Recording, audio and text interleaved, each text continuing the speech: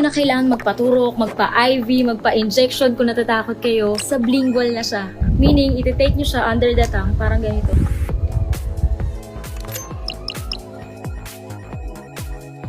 That's it. Lately kasi ang laki talaga ng initim ko kasi halos lahat ng activities namin ng BG, outdoor at saka sa initan. Kung napanood nyo yung biggest boodle fight sa tuktok ng bundok kasama yung mga aitas sa Tarlac, yung survival challenge namin sa isla ng Iloilo, at yung pinunta namin yung whirlpool sa Sorsogon.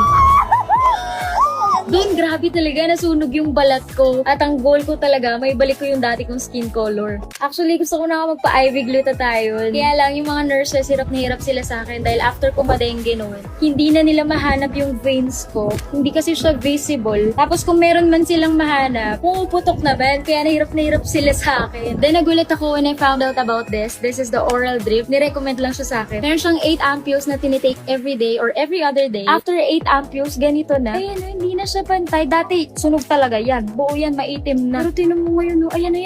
Hindi ko alam kung nakikita niyo ba through video, pero hindi na siya pantay kasi unti-unti siyang bumabalik yung dati kong color. Ang galing, diba? At alam nyo, I feel more energized. And as a mom of 2 toddlers, I really